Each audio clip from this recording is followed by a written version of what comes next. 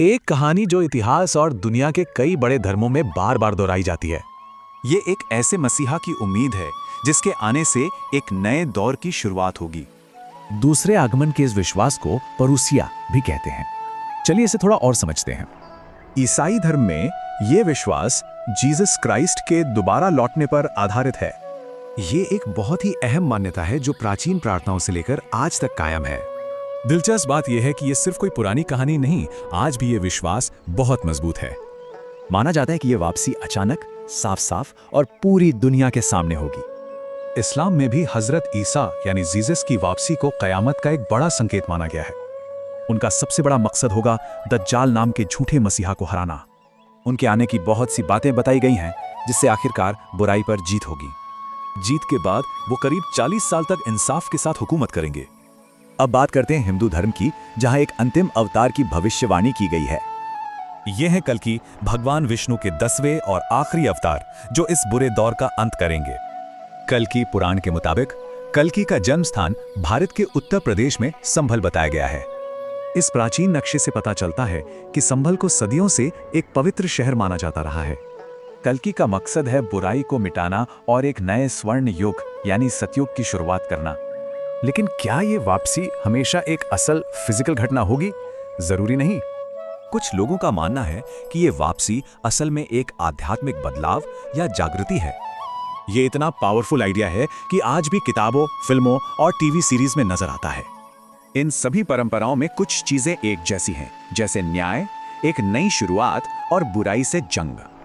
तो सोचने वाली बात यह है कि आखिर ये कहानी हमारे अंदर भविष्य के लिए कैसी उम्मीद जगाती है।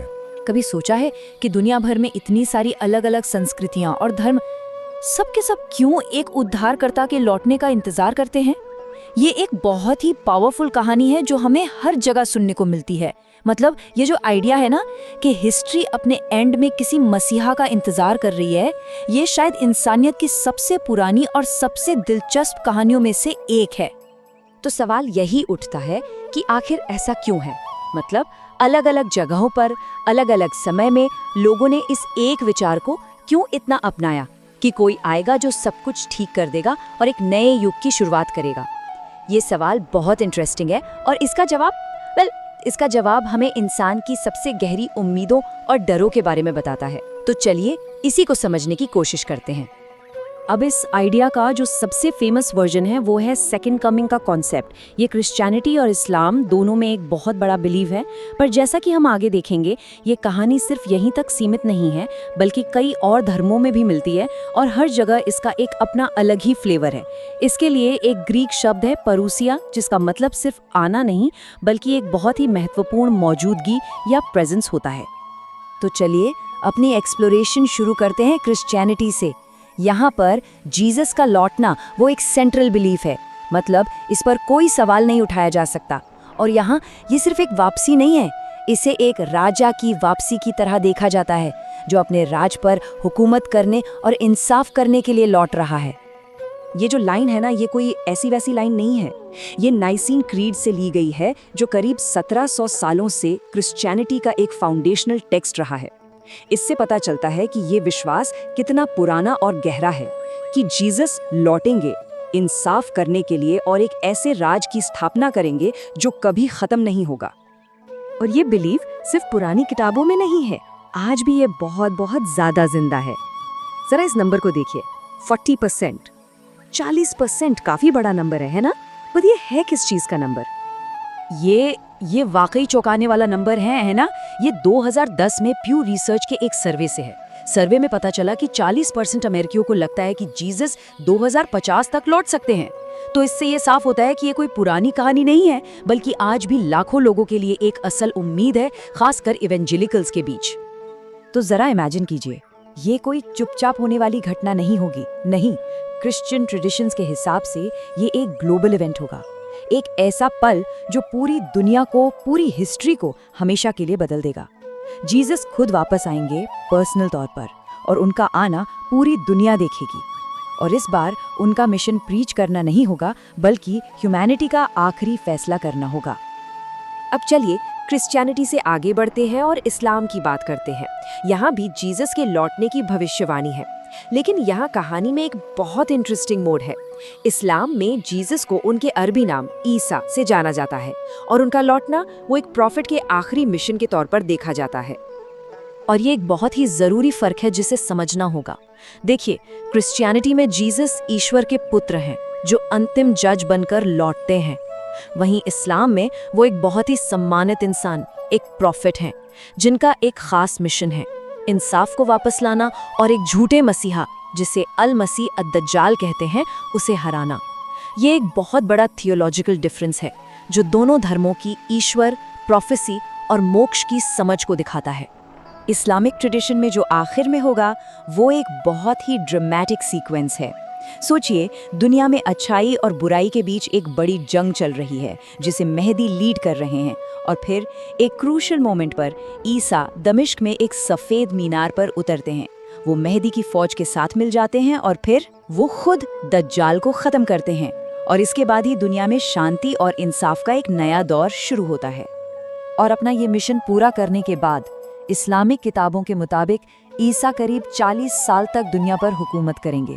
वो एक शांतिपूर्ण शासन चलाएंगे और फिर उनकी एक नेचुरल डेथ होगी और उन्हें मदीना शहर में दफनाया जाएगा।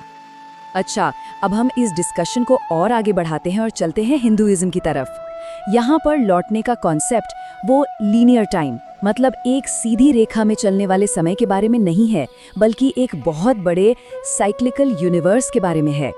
यहाँ वापसी एक अवतार के रूप में होती है। आध्यात्मिक अंधकार, झगड़ा, संघर्ष, ये शब्द कुछ जाने पहचाने से लगते हैं, है ना? खैर, हिंदू कॉस्मोलॉजी के हिसाब से हम आज इसी युग में जी रहे हैं, यानी कि कलयुग।